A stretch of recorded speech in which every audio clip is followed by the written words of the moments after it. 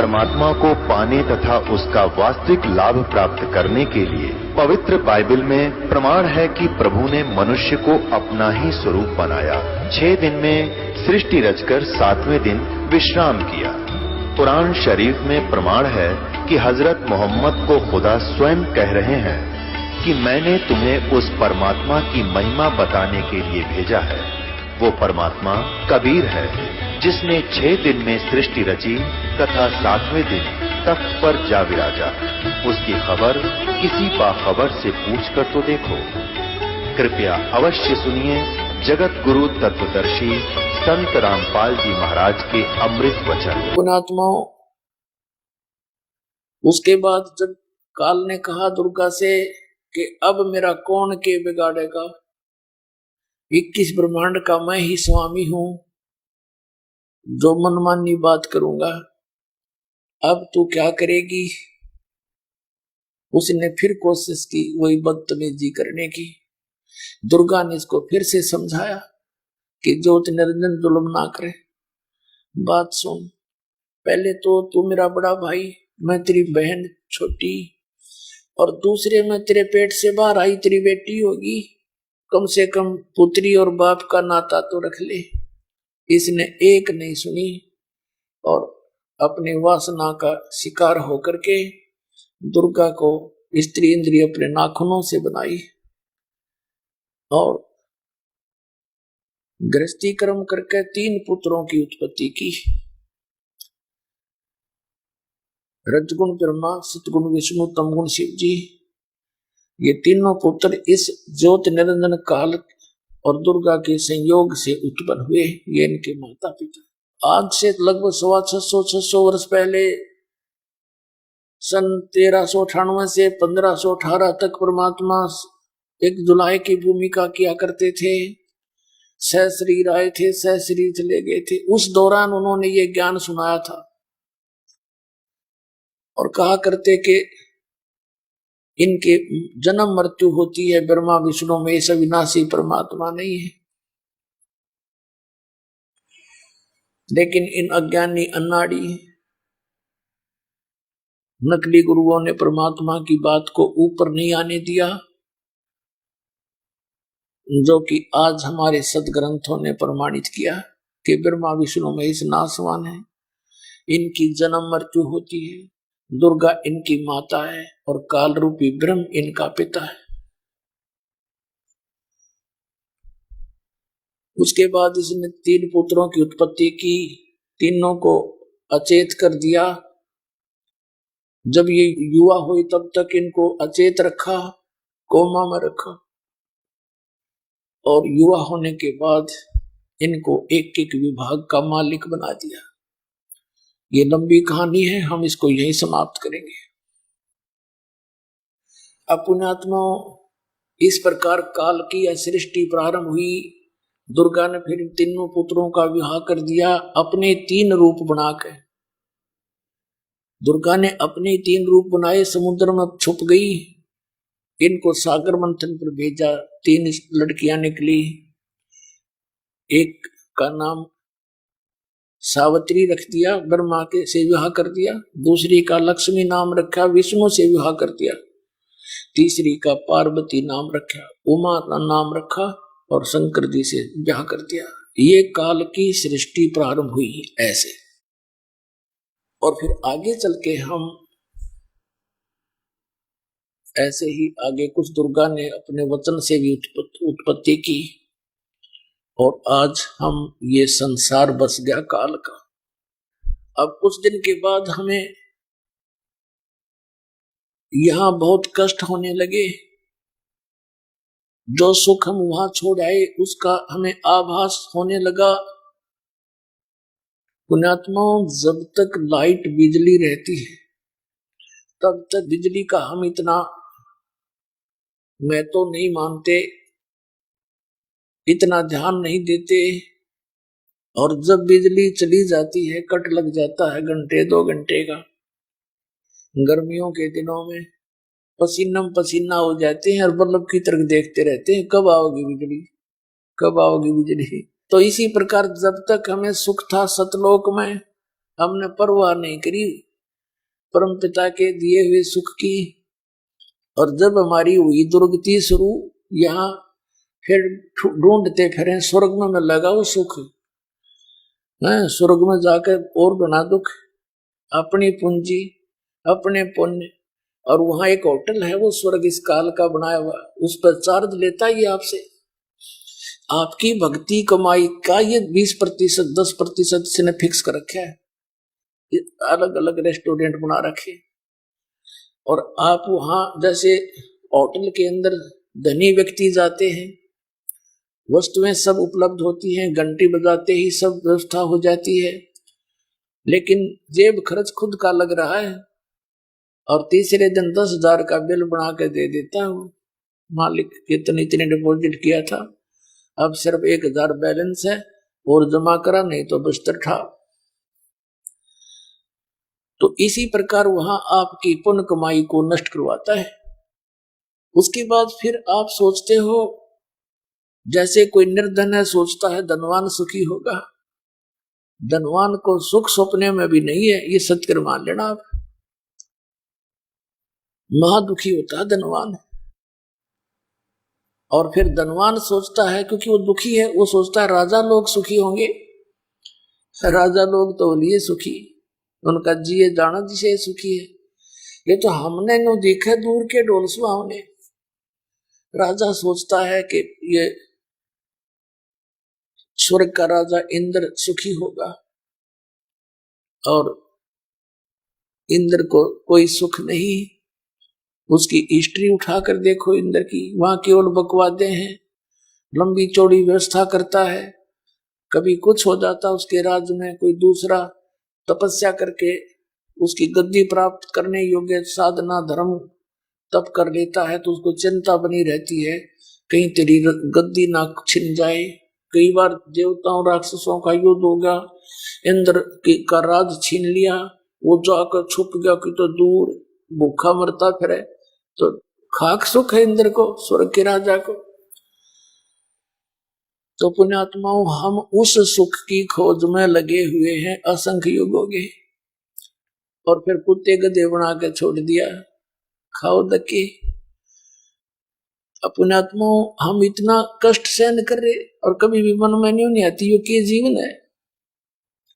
जो दुखी हो गया वो तो रो ही रहा बेचारा, कोई बीमारी से है, या कोई पुत्र पुत्री मर गई, या कोई घाटा बिजनेस में हो गया, वो तो रो ही रहा है। बाकी शेष नौके अपना खैदे ही निकल जाए उसके पास से, उसकी परवाह भी नहीं करते, क्योंकि वो झूठे सुख को अभी प्राप्त है, उनको झूठे सुख उनके पास है। तो ये क्या जीवन है, कुत्ता बनकर क्या हाल हो रहा है। हम ध्यान में भी नहीं आता हम भी कभी कुत्ते बन जाएंगे, हम तो फट दे निकल जाए उसके पास से टी करके।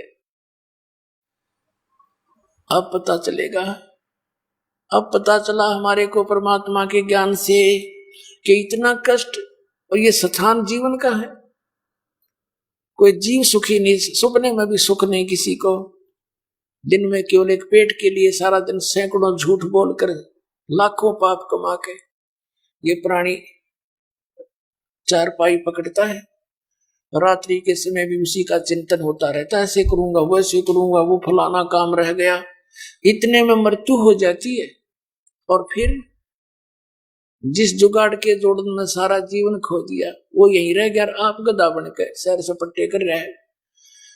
तो परमात्मा ने याद दिलाई हमारे को, ये इतना कष्ट ये क्यों दे रहा है, क्योंकि ये प्रतिशोध ले रहा है हमारे साथ, ये प्रतिशोध ले रहा है परम पिता के साथ कि उसके आत्मा है ये, इनको खूब दुखी करूं और उसको दुख होगा। अपने आत्माओं, वो परमात्मा इतना दयालु है, हमने ऐसा जुल्म किया और फिर भी हमारे पीछे घूम रहा है। जब ये प्राणी महा दुखी होने लगे, हाहाकार मच गई, तब दया आई उस परमात्मा ने और कहा, उसने क्या किया कि अपने पुत्र जोगजीत का रूप बनाया और फिर वहां प्रकट हो गए जहां तपतशिला के ऊपर 1,00,000 मानव शरीरधारी प्राणियों के सूक्ष्म शरीर को वो भूनता है, वहां पर तपतशिला। और वहां ऐसे चटक मटक प्राणी करते हैं जैसे खील भूनता है बड़बूजा, ऐसे उछलते हैं। लेकिन सूक्ष्म शरीर में जीव मरता नहीं, लेकिन कष्ट असहनीय होता है, चिल्लाते हैं, बुरी तरह हाहाकार मचती है। और उस गंध को निकालकर जो सारे जीवन में इस प्राणी ने आहार किया, वासनाएं की, उसका सूक्ष्म अंश सूक्ष्म शरीर में लिप्त हो जाता है और तपस्या के ऊपर इतना गर्म करके ही उससे वो छुड़वाया जाता है।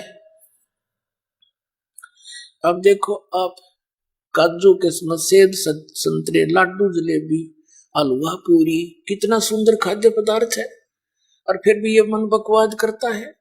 आत्मा के साथ मन का जोड़ जोड़ दिया इसे। और प्रत्येक प्राणी बुराई को कितना शीघ्र ग्रहण करता है। हुक्का पीना, शराब पीना, देखे कैसा तरीका बना लिया, बीड़ी बना ली, तम्बाकू, हुक्का बना लिया, बना ली तोब, उसमें हुक्का भर के पीने लगे, शराब बना ली, मांस खाने लगे। ये क्यों खाते हैं? क्योंकि उसने अपना भोजन तैयार करवाना है आपके माध्यम से। जैसे चटपटे भोजन आप खाओगे, जैसे विकार करोगे, उतना ही ज्यादा इसको टेस्ट आता है, उसी के शरीर को अधिक समय तक भूनता है वहां पर। इसलिए ये सभी को चाहता है कि विकार करें और चटपटे आहार करें, हुक्का बीड़ी तम्बाकू शराब ड्रिंक करें। उसकी वासना फिर यह वहां निचोड़ता उस प्राणी को, तपस्या पर भून भून के उसमें से निकलेगे उस मैल को, शोरबे को पी कर ये खुशी मनाता है। इसका आहार है और हमारी विरान माटी। तो वो परमात्मा दयालु सहज अपने पुत्र जोगजीत के रूप में वहां प्रकट हुए। जब ये वहां प्रकट हुए परमात्मा, सभी प्राणियों की जो जलन थी, जिससे वो पीड़ा हो रही थी अग्नि से, वो बहुत बड़ा एक पत्थर की टुकड़ी है, बहुत बड़ी, और उसके ऊपर 1,00,000 मानव शरीरधारी प्राणी भून रहे थे। परमात्मा उसके निकट जाकर खड़े हो गए। परमेश्वर की शक्ति के सामने वो सभी जो जलन हो रही थी, वो उन प्राणियों को जलन नहीं रही। अग्नि की टुकड़ी, वो टुकड़ी जो कि तो सुलग रही है, लेकिन उसकी आंच उन प्राणियों को लगना बंद होगी।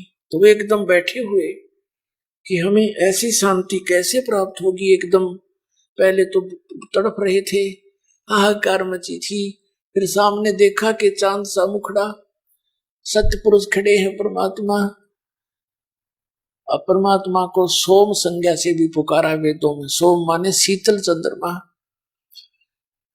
प्रकाश रूप और सुंदर शरीर। सामने देखा और कहा, हे भगवान, उन्होंने सोचा परमात्मा आगे ही, हे भगवान, हम यहाँ कौन से पाप का दंड भोग रहे हैं? क्योंकि वहां पर उन 1,00,000 प्राणियों में कोई गुरु भी होता है, कोई आचार्य भी होता है, मंडलेश्वर भी होते हैं, और आम उनके शिष्य भी होते हैं, आम प्राणी भी होते हैं।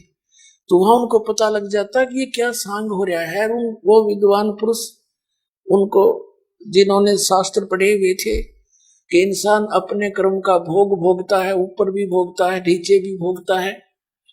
तो उन्होंने कहा कि हे परमात्मा, हम यहाँ कौन से पाप का दंड भोग रहे हैं? तो परमेश्वर ने, जो अपने पुत्र जोगजीत के रूप में खड़ा था, कहा कि ये जो दंड तुम्हें मिल रहा है, ये इस यहाँ का नहीं है। ये पाप तुमने सतलोक में किया था बच्चों। सारी सृष्टि रचना सुनाई परमात्मा ने कि तुम वहां रहा करते थे मेरे पास, वहां कोई दुख नहीं था, तुम इस काल के लोक में फंस गए हो। और भाई बच्चा, तुमने बड़ी भारी भूल करी थी। अब मैं तुम्हें याद दिलाने आया हूं, अब भी तुम मान लोगे मेरी बात।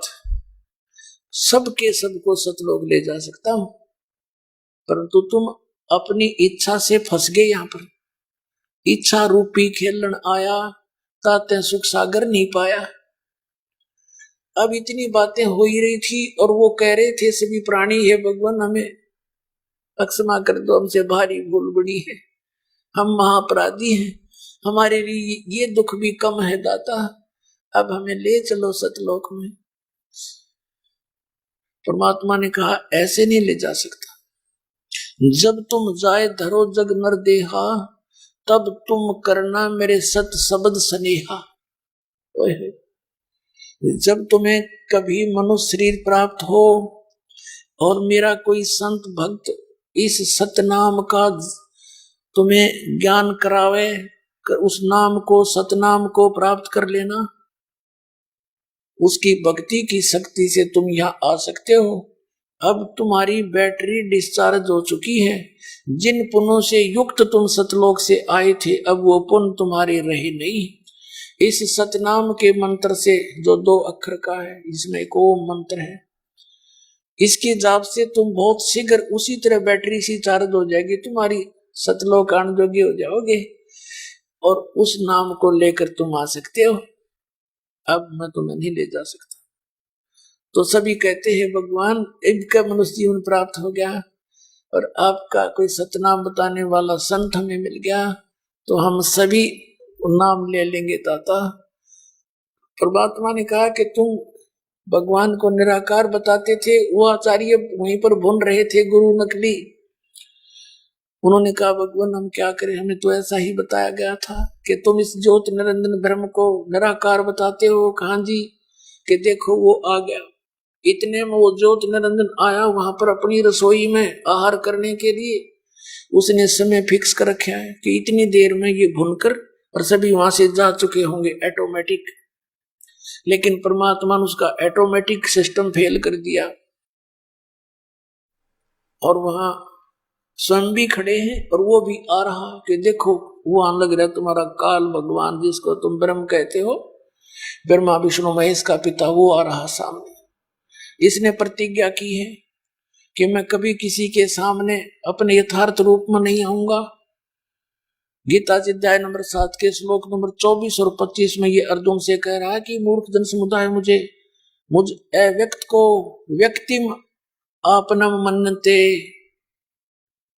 मैं अपनी योग माया से छुपा रहता हूँ, कभी किसी के समक्ष नहीं आता। ये मूर्ख जन समुदाय मुझे कृष्ण मान रहा होगा, आई एम नॉट कृष्ण। तो ये प्रतिज्ञा की है इसने और दुर्गा को यहाँ का इंचार्ज बना दिया है कि तू संभाल, मेरे हुक्म से सब काम करती रहे, मेरा पता मत बताना किसी को, नहीं तो तेरी खैर नहीं। अब दुर्गा इससे डर कर सच्चाई कभी किसी को नहीं बताती। इसने अपने पुत्रों को भी सच्चाई नहीं बताई। उसने भी कहा कि तुम्हारा पिता तो निराकार है। अब परमेश्वर ने कहा कि तुम तो जाओ बच्चाई में, अब मेरी रिस्की होगी 2 बात।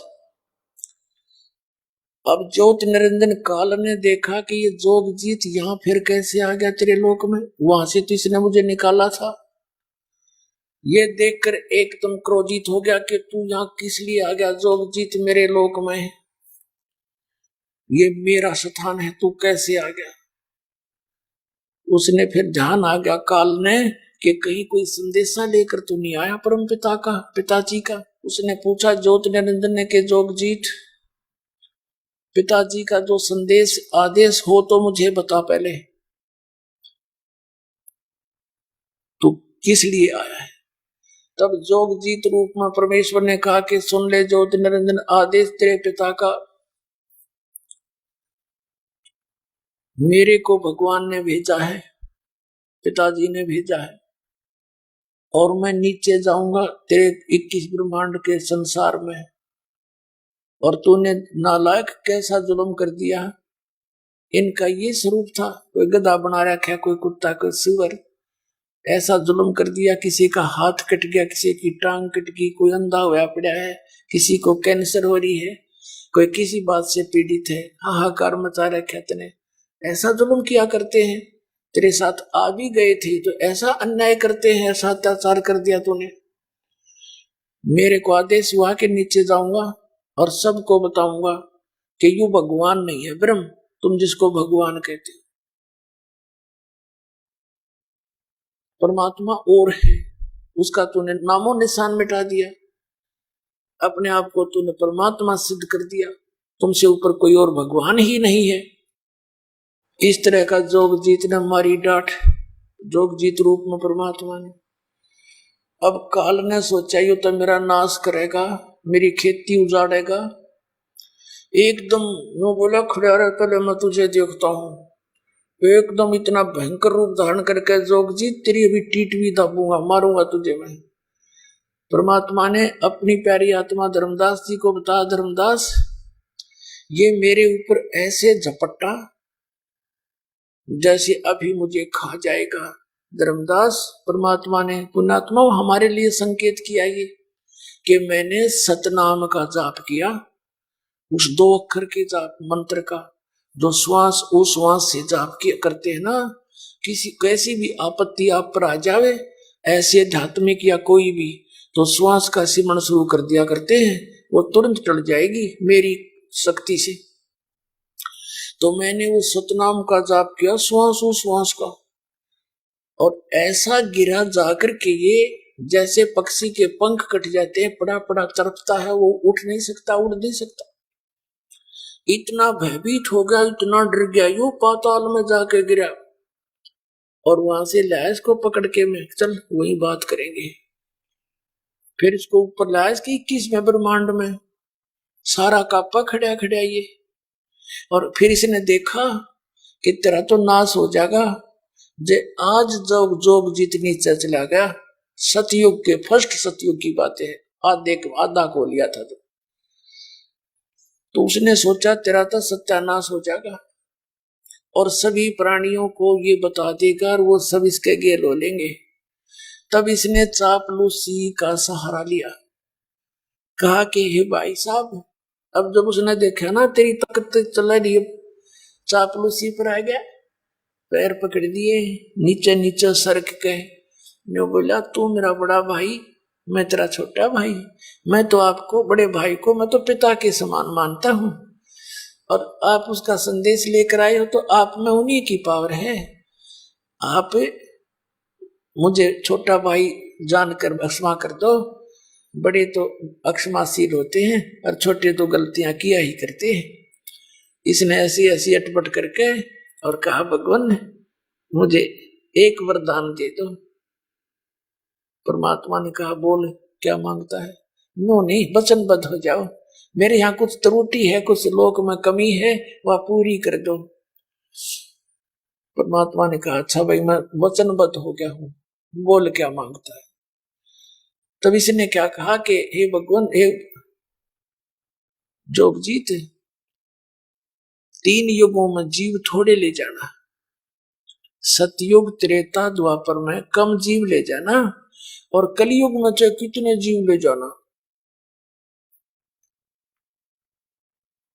और एक काम और करना, आप अपना ज्ञान दे करके, अपनी ओर करके और अपना मंत्र जाप दे करके आप अपना ले जाना, बलपूर्वक ना ले जाना, जबरदस्ती ना करना।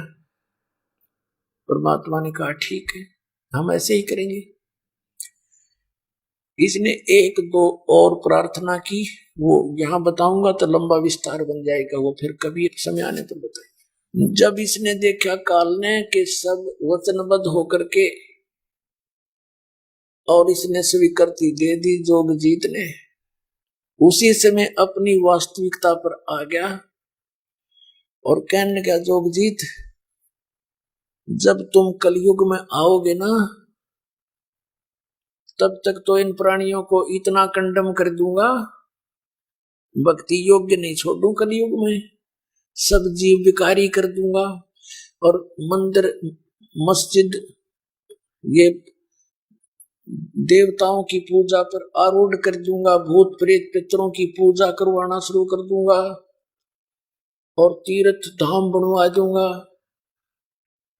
और तुम जब आओगे कलयुग के बीच में, उस समय जीव तुम्हारा कोई कहा भी नहीं मानेगा और हमारी ओर होकर बात बखानेगा, विवाद किया करेगा तुम्हारे साथ। बहुत अच्छा काल। क्या कहा कि कलयुग के अंदर द्वादश पंथ करूं मैं साजा, नाम तुम्हारा ले करूं आवाजा। और अनेक पंथ चलाऊं, यावत जीवों को भरमाऊं। जाओ जोग जीत संसारा, जीव न माने कहा तुम्हारा। जीव तुम्हारा कहा न माने, हमारी ओर हो बाद बखाने। अपने आत्मा 600 वर्ष पहले परमात्मा ने धर्मदास जी को बताया था। आदरणीय धर्मदास साहिब जी ने पूछा था, ये परमात्मा आपने फिर कैसे दया करी हम नालायकों के ऊपर, हमने तो महान गलती कर रखी है। तो बताया कि मैं ऐसे ऐसे आया क्योंकि तुम मेरी आत्मा हो और ये तुम्हें सताकर मुझसे प्रतिशोध ले रहा है। बेटा तुम नहीं समझ सकते ना, ये जीवन है, क्या हाल कर रखा तुम्हारा। कोई जीव सुखी नहीं, सपने में भी चैन नहीं तुम्हारे को। तुम दुखी तो मैं दुखी हूँ बच्चा। जिसके बेटा बेटी दुखी हो, पिता माता कभी सुखी नहीं रह सकते। और तुम इतनी भांग पिए पड़े हो इस काल के नकली सुख की तरह, समझना आती। मैं असंख्यों बार आ लिया यहाँ पर, पल पल में आता हूँ, पल में चला जाता हूँ, और पता नहीं कितनी बार तुम्हें समझाता हूँ। इन्होंने काल की भांग पी रखी है। परमात्मा कहते हैं कबीर ये माया अटपटी, और सब गट आण अड़ी, और किस किस ने समझाऊं या कुएं भांग पड़ी।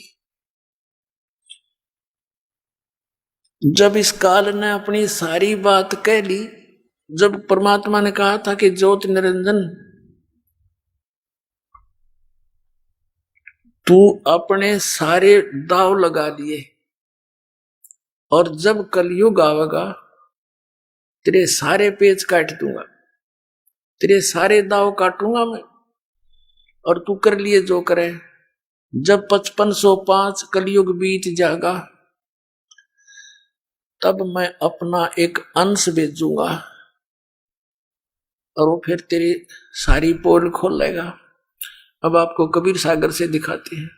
ये देखिएगा कबीर सागर, ये है पवित्र कबीर सागर। संपूर्ण 11 भाग,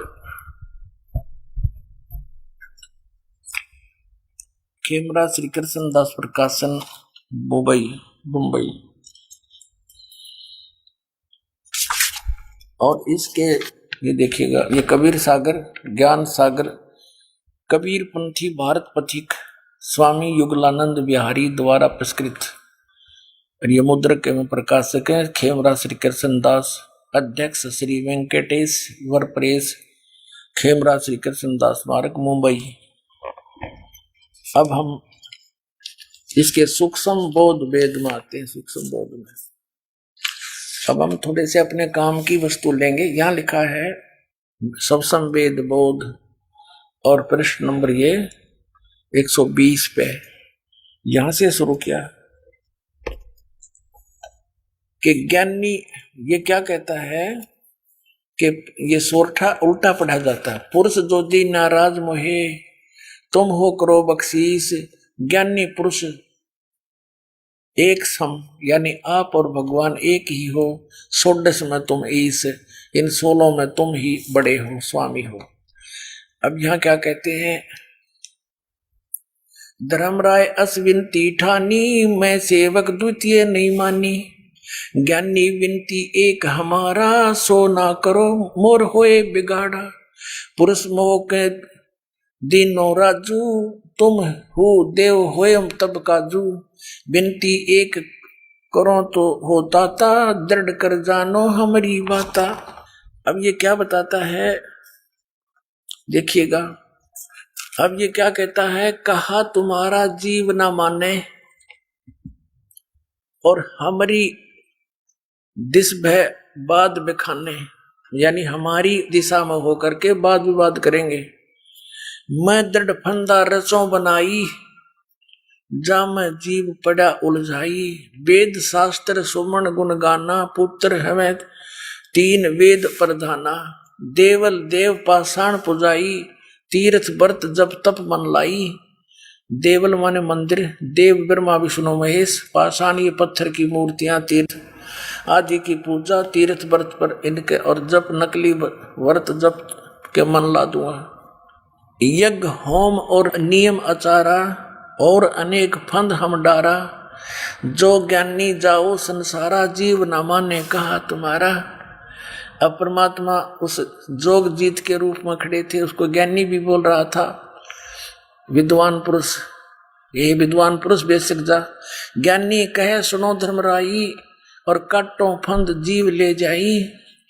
जेते फंद रची तुम बारी, सत शब्द से सकल बिडारी। इस सत नाम ते कहते सबका नाश कर दूंगा सत शब्द से। जी ही जीव को हम शब्द दृढ़ावे, फंद तुम्हारा सब है मुक्त है। जिस जीव को हम ये मंत्र दे देंगे तेरे सब बंधन काट देगा, वो मंत्र हमारा। अब यो निरंजन क्या बोला, निरंजन वचन यानी काल कहता है, सतयुग त्रेता द्वापर माही, तीनों युग जीव थोड़े जाही। चौथा युग जब कलयुग आई, तब तो शरण जीव बहु जाई। ऐसा वचन हर मोय दीजे, तब संसार गमन तुम कीजे। अरे काल परपंच पसारा, तीनों युग जीव, ये ज्ञानी वचन यानी परमात्मा बोल रहे हैं अपने पुत्र जोगजीत रूप में। इसको ज्ञानी माने विद्वान पुरुष कह रहा है, जैसा वो कह रहा वैसा ही बोले जा रहा है। अरे काल परपंच पसारा, तीनों युग जीवन दुख डारा। बिनती तोरी लीन में मानी, मोके ठगे काल अभिमानी। चौथा युग जब कलयुग आई, तब हम अपना अंश पठाई। वह कहते चौथा युग जब कलयुग आवेगा, तब मैं अपना अंश पठाऊंगा, भेजूंगा। और काल फंद छूटे तब नरलोई, छूटे नरलोई, सकल सृष्टि परवानिक होई। पूरी सृष्टि परवानिक माने सभी दीक्षित होंगे मेरे नाम का, सतनाम से वो सबको परवाना मिलेगा। कब घर घर देखो बोध विचारा, सतनाम सब ठोर उचारा। कहते हो सतनाम का सब ठोर उसका उच्चारण हो जाएगा, उस सब सतनाम का जाप किया करेंगे। और 5500 पाचा, तब ये वचन होगा सच्चा। कलयुग बीत जाए तब एता, सब जीव परम पुरुष पद चेता।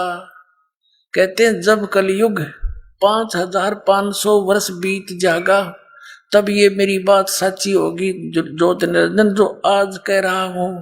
और उस समय पूरी पृथ्वी पे सतनाम का और मेरे ज्ञान का उच्चारण होगा। सभी परवानिक होंगे, यानी सब नाम लेकर जाप करेंगे और यहाँ से तेरे काल जाल को पार कर जाएंगे। देखो इसको फिर से परमात्मा ने दोहराया है, पुण्यात्माओं। फिर यहाँ कहा है सवसम वेद बोध, सवसम वेद बोध वही चैप्टर है, और ये बोध सागर इसका खंड है।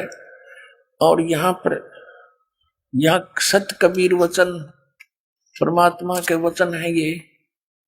अब हम यहां से शुरू करेंगे।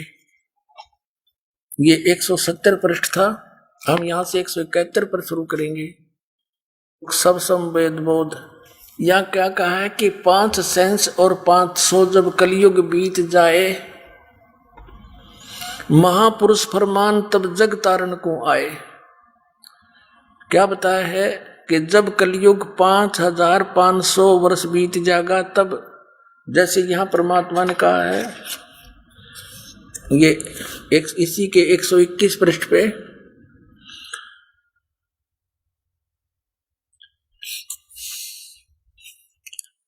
ये ज्ञानी वचन ये लिखा है कि चौथा युग जब कलयुग आई, तब हम अपना अंश पठाई। जब चौथा युग कलयुग आओगा, तब हम अपना अंश पठाएंगे। और काल फंद छूटे नरलोई, सकल सृष्टि परवानिक होई। पूरा विश्व परवानिक माने इस परवाना प्राप्त करेंगे, सब मेरा नाम ग्रहण करेंगे। और घर घर देखो बोध विचारा, घर घर में मेरे ज्ञान की चर्चा होया करेगी। और सत नाम सब ठोर उचारा, सतनाम का सब जगह उच्चारण होया करेगा, सब जाप करया करेंगे।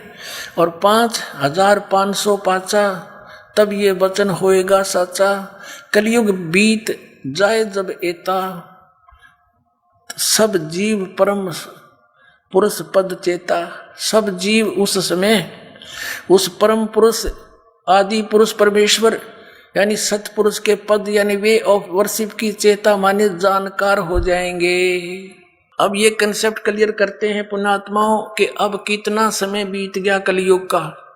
अब देखिएगा, ये एक पुस्तक है ज्योतिर्मय ज्योतिर्मठ, ये आदि शंकराचार्य जी हैं और ये इन शंकराचार्यों के द्वारा रची हुई पुस्तक है। ज्योतिर्मय ज्योतिर्मठ अनंत श्री विभूषित ज्योतिष मठ पीठाधीश्वर एवं द्वारका शारदा पीठाधीश्वर जगत गुरु शंकराचार्य स्वामी स्वरूपानंद सरस्वती जी महाराज, इनके वचन है ये। लेखन करता विष्णुदत्त शर्मा, संपादक लेखक एवं संकलन करता, अध्यक्ष आध्यात्मिक उत्थान मंडल दिल्ली। प्रेरणा स्रोत ये है फाइन प्रिंट एंड पैक्स, ये इसके मुद्रक है। पीछे देखो नीचे विपिन बिहारी दत्त रामायणी परामर्श एवं सहयोगदाता आशुतोष जोशी, पुनीत शर्मा, श्री पुनीत शर्मा, श्री आतुष। प्रकाशक है अखिल भारतीय आध्यात्मिक उत्थान मंडल 1/3234 गली नंबर 2, रामनगर तिवारी, मंडोली रोड, सादरा, दिल्ली। ये इनके फोन और फैक्स नंबर है। पुण्यात्माओं, शंकराचार्यों के द्वारा लिखी पुस्तक पवित्र हिंदू धर्म के व्यक्तियों के लिए ऑथेंटिक है और इन्हीं से प्रमाणित करेगा कि आज कलयुग कितना चल रहा है। देखिएगा,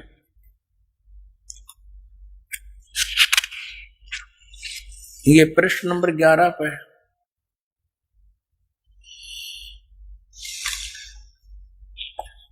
आद्य गुरु शंकराचार्य संक्षिप्त जीवन परिचय, ये यहां पर देखना। लगभग 2500 वर्ष पूर्व शंकराचार्य का जन्म चरमराती अवस्था के युग में केरल प्रांत में पूर्णा नदी के तट पर ऐसे ऐसे हुआ। यहां लिखा है कि गुरु परंपरागत मठों के अनुसार उनका आविर्भाव काल, आविर्भाव माने जन्म, समय, काल माने समय, ईसा पूर्व 508 या 476 वर्ष माना जाता। ये लेखक थोड़ा अनजान था या नहीं लिखना था। ये 32 वर्ष की आयु में शंकराचार्य जी की मृत्यु हो गई थी, तो ये या नहीं था। 508 में से 32 कम कर दो तो 476 रह गए। तो ईसा के जन्म से 508 वर्ष पहले शंकराचार्य जी का जन्म हुआ। उसके बाद 32 वर्ष के आयु में यूं मर गया, 32 कम हो जाएंगे इसमें तो 476 रह गए। तो ये स्पष्ट हो गया कि ईसा जी से 508 वर्ष पहले आदि शंकराचार्य का जन्म हुआ, ये मानते हैं। अब हमने निकालना है कलयुग का समय। हमने वर्तमान में कलयुग कितना चल रहा है ये देखना है। आज सन 2012 है, इसमें 508 जोड़ दो तो 2520 वर्ष पहले आज से शंकराचार्य जी का जन्म हुआ। फिर बताते हैं कि जब 3000 वर्ष को लिए कलयुग बीत गया था तब शंकराचार्य का जन्म हुआ। यानी ऊपर से गिने हैं 3000 वर्ष कलयुग के बीतने पर शंकराचार्य का जन्म हुआ। और आज हम कलयुग गिनाएंगे कितना हो गया तो उस 3000 में 2520 और जोड़ देंगे, 5520 वर्ष हो गया आज 2012 में। ये देखिए, यह हिमालय तीर्थ नामक एक पुस्तक है।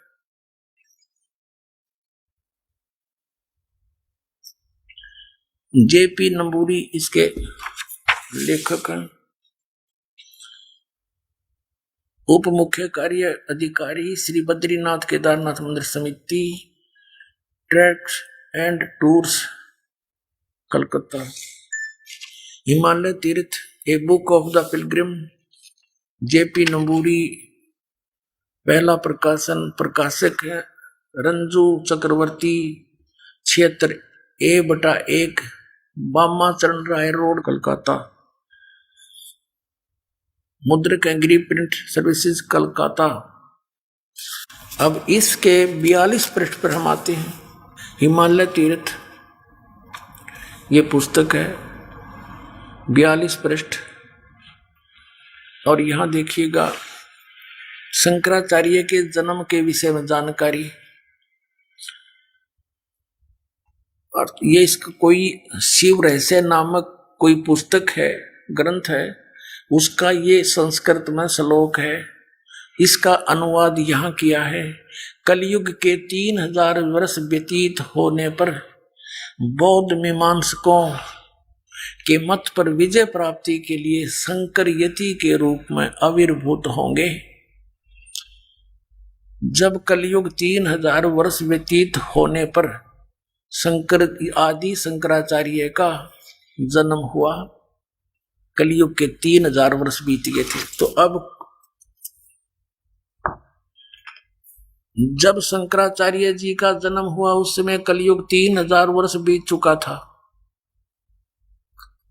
और इनका जन्म कब हुआ? आज से 2520 वर्ष पहले जब इनका जन्म हुआ, जब 3000 कलयुग बीत गया था, तो आज कलयुग कितना बीत गया? 2520 और जोड़ दो 5520 वर्ष। अब 5505 कैसे होंगे? हम बैक आ जाते हैं। जैसे सन 2000 से हम गिने तो 2000 में कलयुग कितना बीत गया था? 5508 वर्ष।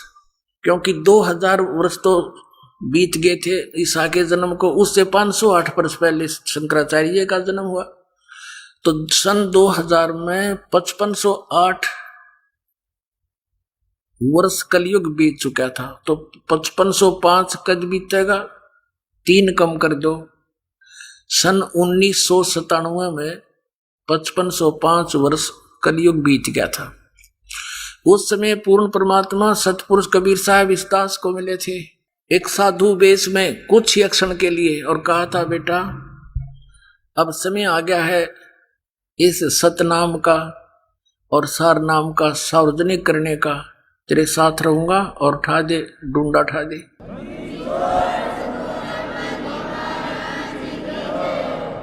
अपने आत्माओं, ये ना सोचना कि दास ने अटकलबाजी लाके आज कोई पिछली इतिहास बना रहा हूं, नहीं। आप सत्कर मानना, ये क्लियर तय बोया कि 5505 कद बीता। ये अब इनके प्रमाण मिले दास को। 2005 में दास ने एक पुस्तक लिखी थी, भक्ति और भगवान।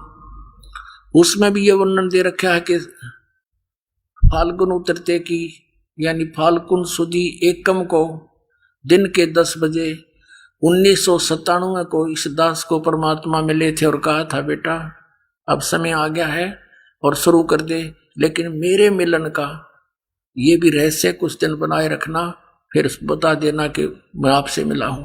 अब आपको दिखाता हूं।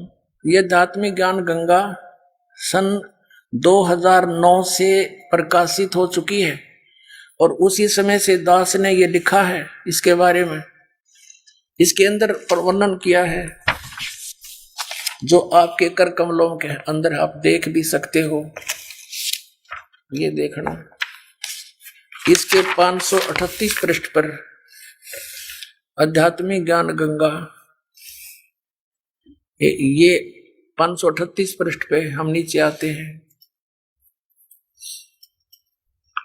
मुद्दास रामपाल दास को परमेश्वर कबीर साहिब जी संवत 2054 फाल्गुन मास शुक्ल पक्ष एकम मार्च 1997 को दिन के 10 बजे मिले तथा सार शब्द की वास्तविकता तथा संगत को दान करने का सही समय का संकेत देकर अंतर ध्यान हो गए तथा इसको उनके मिलने वाले प्रकरण को अगले आदेश तक रहस्य युक्त रखने का आदेश दिया। बोलो सतगुरुदेव।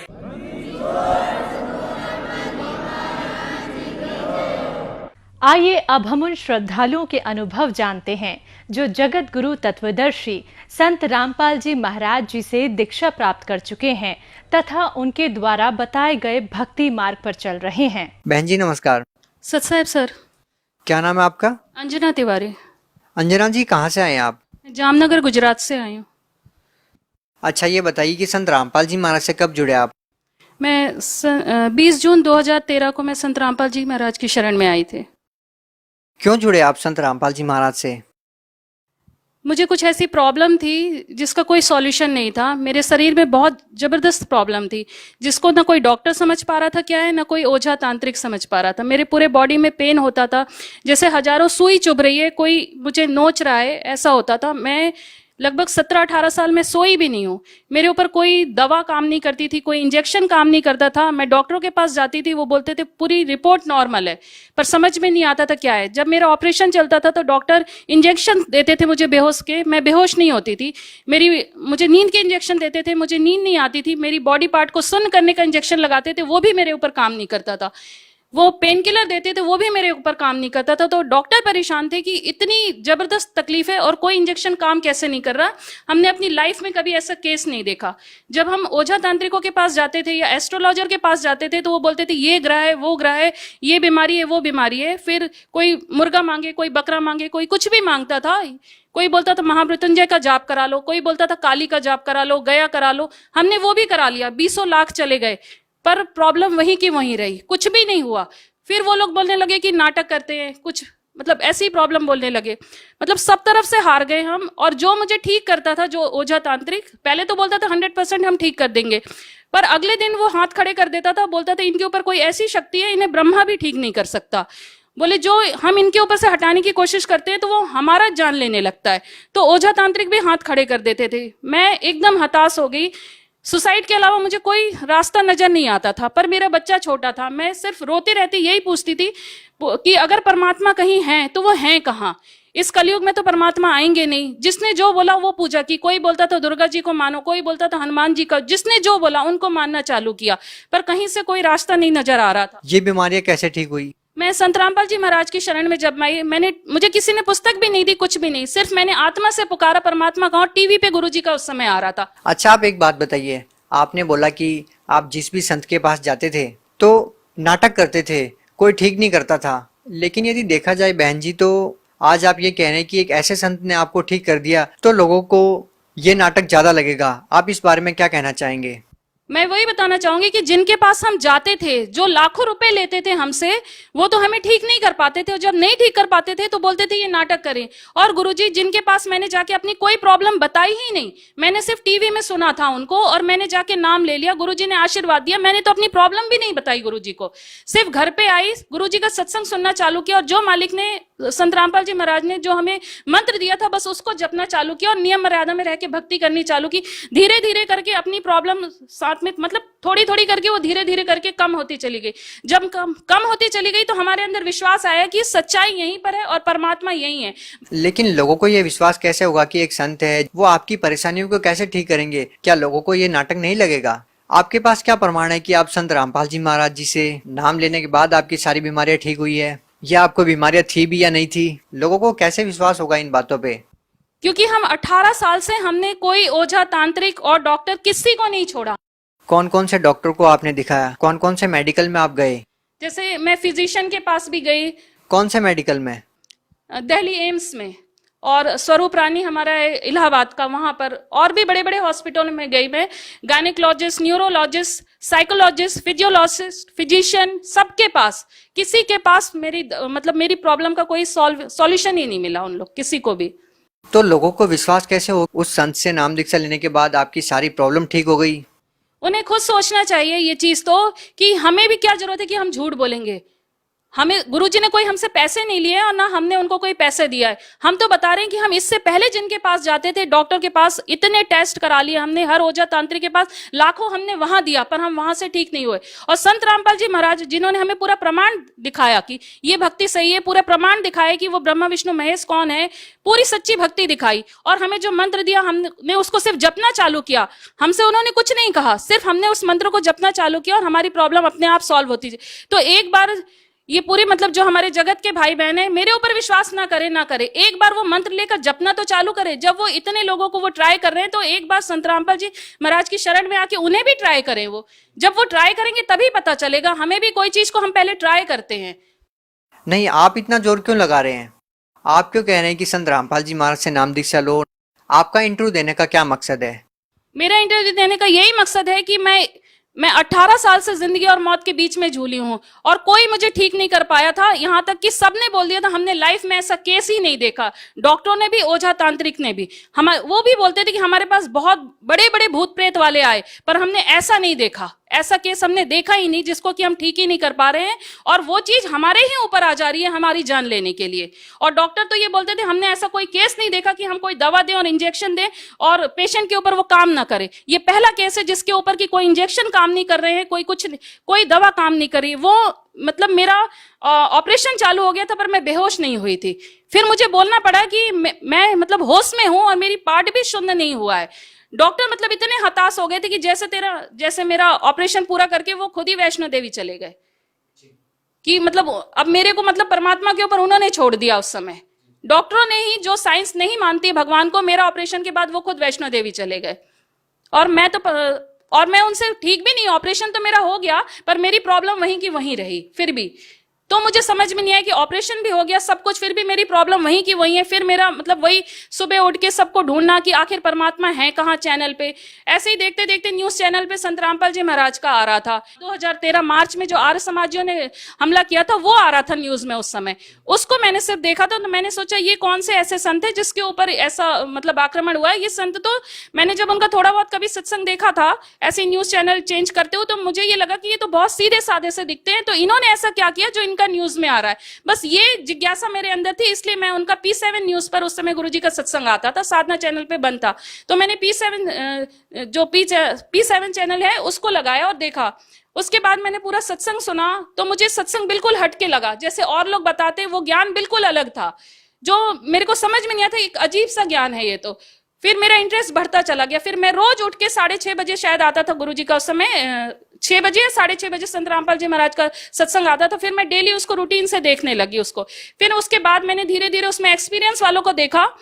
तब मैंने देखा कि मुझे गुरुजी ने इतना बचाया है दूसरे संतों के पास जाने के लिए। ये एक मैं बहुत बड़ी बात आप लोग को बताना चाहूंगी कि जब मैंने देखा तो मुझे लगा कि किसी को गुरु बनाने से हमारे कष्ट दूर होते, गुरु मंत्र ले। तो मैंने सोचा कि मैं ज्यादा दूर क्यों जाऊं, आशाराम के पास चले जाती हूँ, ये तो यहीं पर अहमदाबाद में है। तो जब मेरे मन में ये आया कि गुरु मंत्र लेने से ही ठीक होता है तो मैंने आशाराम को बनाने को सोचा। तो अगले दिन इंटरव्यू में आशाराम वाला आ गया भगत बताने कि वो आशाराम के पास से हार के यहाँ आया। मैंने सोचा ये तो यहाँ से हार के आया। फिर मैंने सोचा क्यों ना राधा स्वामी को बना ले, मेरे पड़ोस में ही थी वो, राधा स्वामी को बहुत मानती थी। तो जब मैंने राधा स्वामी के लिए सोचा तो अगले दिन इंटरव्यू में राधा स्वामी वाला भी आ गया। उसके बाद मैंने ब्रह्म ऋषि शिव कुमार स्वामी के लिए सोचा। अगले इंटरव्यू में नेक्स्ट दिन ब्रह्म ऋषि शिव कुमार स्वामी वाला भी आ गया बोलने कि वो वहां से हार के यहाँ आया। फिर मैंने सोचा अवधूत बाबा शिवानंद जी के बारे में जब मैंने सोचा, नेक्स्ट दिन वो भी आ गया। मेरे लिए एक इतना बड़ा चमत्कार की तरह था कि मैं जिन गुरुओं के लिए सोच रही थी, मालिक संत रामपाल जी मुझे उन सब से बचाते चले जा रहे थे। अगला इंटरव्यू उन्हीं का आता जा रहा था। ऐसा भी तो हो सकता है कि संत रामपाल जी महाराज अपने अनुयायियों को पैसे देकर के या किसी तरह का प्रलोभन देकर के दूसरे संतों के बारे में एक कुप्रचार कर रहे हों, दूसरे संतों की निंदा कर रहे हों। ऐसा भी तो हो सकता है। जी नहीं, संत रामपाल जी महाराज न कोई पैसा देते हैं और न किसी संतों की निंदा करते हैं और न उनके भगत किसी संतों की निंदा करते। ये बहुत बड़ी गलत धारणा है इस जगत के अंदर। न उनके भगत निंदा करते हैं न संत रामपाल जी महाराज निंदा करते। वो सच्चाई दिखाते हैं और उनके भगत भी जो जगत वालों के पीछे सिर्फ हमारे गुरु जी संत रामपाल जी महाराज जी की सच्चाई जो वो दिखा रहे हैं उसका प्रमाण लेकर ही घूम रहे हैं। वो भी निंदा नहीं कर रहे हैं। ये जगत सोचता है निंदा कर रहे हैं पर वो भी निंदा नहीं कर रहे हैं। उनके भगत भी बहुत भलाई का काम कर रहे हैं। संत रामपाल जी महाराज जो सच्चा ज्ञान दे रहे हैं उसी को वो पूरे जगत में दिखा रहे हैं कि ये सच्चा ज्ञान है, आप इसको यानी देखिए और संत रामपाल जी महाराज की शरण में आइए। आप लोग यानी झूठे गुरुओं के चक्कर में पड़े हुए। ये तो रही शारीरिक लाभ की बात। संत रामपाल जी महाराज से नाम दीक्षा लेने के बाद आपको शारीरिक लाभ मिला। बात यदि आध्यात्मिक लाभ की करें और बात करें ये कि एक सच्चा सदगुरु होता है विश्व में, तो आप लोग संत रामपाल जी महाराज को ही क्यों चुनते हैं? आप दूसरे संतों से संत रामपाल जी महाराज को किस प्रकार से अलग पाते हैं? क्योंकि दूसरे संतों ने हमें मतलब ये आध्यात्मिक ज्ञान दे ही नहीं पाए। वो सृष्टि रचना भी नहीं बता पाए, वो ब्रह्मा विष्णु महेश के माता पिता भी नहीं बता पाए, दुर्गा जी के पति कौन है, उन्होंने हमें कोई ज्ञान दिया ही नहीं ऐसा जिससे कि हम विश्वास करें। और संत रामपाल जी महाराज पूरा मतलब पूरी एक एक टॉपिक पूरा दिखाते हुए हमको पूरा ज्ञान करा रहे, और वो भी पूरे शास्त्र खोल के हमें, वेद कुरान बाइबल गुरु ग्रंथ साहिब पूरे खोल के हमें दिखा रहे हैं सच्चाई। बाकी कोई गुरु ये नहीं करते हैं। बिल्कुल सही बात है आपकी। और लाखों धर्मगुरु हैं, लोगों को ये डिसाइड करना मुश्किल हो गया है कि कौन सही है और कौन गलत। प्रैक्टिकल करके लोगों को पता चल रहा है कि कौन सही है और कौन गलत। जैसा कि आपने प्रैक्टिकल किया और पाया कि आपको जो शारीरिक परेशानियां थी वो संत रामपाल जी महाराज से नाम दीक्षा लेने के बाद ठीक हो गई। इसी प्रकार से संत रामपाल जी महाराज से लाखों लोग जुड़ रहे हैं और संत रामपाल जी महाराज के जो फॉलोअर्स हैं वो बढ़ते जा रहे हैं। यदि आपसे बात करें अन्य अनुभवों के बारे में, तो आपको संत रामपाल जी महाराज से नाम दीक्षा लेने के बाद और क्या क्या लाभ हुए हैं? और लाभ जैसे ये हुए हैं कि पहले मेरे हस्बैंड हाई पोस्ट पे हैं, डीजीएम की पोस्ट पे, लाखों की तनख्वाह उनकी है, पर मैं जो तकलीफ झेल रही थी उसमें हमारे घर में 1 रुपए भी नहीं होते थे, क्योंकि जितनी तनख्वाह थी उसका डबल हमारा हर महीने ओझा तांत्रिकों के पीछे जाता था। और जब से मैं संत रामपाल जी महाराज की शरण में आई हूँ, मेरा 1 रुपया नहीं गया। आज 4 साल हो रहे हैं लगभग, मैंने कोई दवा भी नहीं खाई है, कोई भी नहीं। इवन मुझे सर्दी खांसी और बुखार भी नहीं होता है। अच्छा, आप ये बताइए कि एक संत ने शिष्यों को इतने सारे लाभ कैसे दे रहा है? लोगों को इतने सारे लाभ कैसे हो रहे हैं? जिसको देखो किसी का नशा छूट जाता है, किसी को आर्थिक लाभ हो रहा है, किसी को शारीरिक लाभ हो रहा है। संत रामपाल जी महाराज ऐसी कौन सी दवाई देते हैं कि लाखों लोग उनसे जुड़ रहे हैं और लाखों लोगों को लाभ भी हो रहा है? संत रामपाल जी कोई दवाई नहीं देते हैं, वो तो गुरुजी जो मंत्र दे रहे हैं, जैसे हम जिसको ढूंढते चले आ रहे हैं कि अगर हमसे कोई गलती हुई है, कोई पाप हुआ है, जैसे हमारा बच्चा कोई गलती करता है हम उसे माफ करते हैं, तो हमसे अगर कोई पाप हुआ तो वो परमात्मा के पास भी जरूर हमारे पाप कर्मों को काटने का मंत्र होगा। गुरुजी वही मंत्र हमें देते हैं जिससे हमारे सारे वो गलत जो काम है, विकार, वो दूर होते हैं, हमारे पाप भी कटते हैं। अच्छा, आप बात कर रहे हैं कि नामदान की। संत रामपाल जी महाराज से नाम दीक्षा कैसे ले रहे लोग? आज संत रामपाल जी महाराज ने हर डिस्ट्रिक्ट में नामदान केंद्र खुलवा दिया है। संत रामपाल जी महाराज की का ये जो ज्ञान समझता है, उसके बाद वो अपने नामदान सेंटर पे अपने डिस्ट्रिक्ट में पता करके वहां जाके नाम उपदेश ले सकता है। संत रामपाल जी महाराज के बारे में आप क्या संदेश देना चाहेंगी?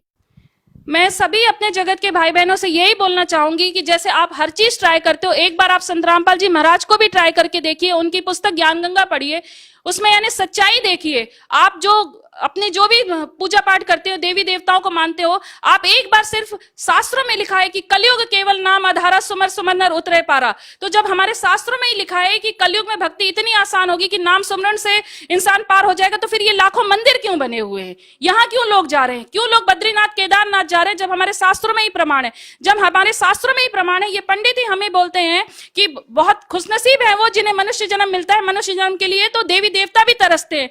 तो यहाँ पर ही आप अपना कॉमन सेंस यूज कर लीजिए कि जो देवी देवता भी मनुष्य जन्म पाने के लिए तरसते हैं, तो उन देवी देवताओं की पूजा करके हम कहां जाएंगे? देखिए, आप एक एजुकेटेड महिला हैं। एक लास्ट पर्सन आपसे जानना चाहेंगे कि आपका जो ज्यादातर फोकस होता है वो हिंदू धर्म के ऊपर होता है। क्या आप लोग हिंदू धर्म के खिलाफ कोई साजिश तो नहीं रच रहे? जी नहीं, ये हमारे संत रामपाल जी महाराज का ये जो भी प्रचार है, ज्ञान का जो सच्चाई है, वो किसी धर्म से रिलेटेड है ही नहीं है। ये तो उनके उसमें ही लिखा हुआ है कि जीव हमारी जाति है, मानव धर्म हमारा, हिंदू मुस्लिम सिख ईसाई धर्म नहीं कोई न्यारा। हम सिर्फ ये कह रहे हैं कि हमारे धर्म ग्रंथों में जैसी पूजा पाठ लिखी है, बस हमें उसी तरीके से करनी है। और संत रामपाल जी महाराज भी हमारे जो धर्म ग्रंथों में लिखा है उसी के अनुसार हमें भक्ति करा रहे हैं। बहुत बहुत धन्यवाद। ओके, सत साहब।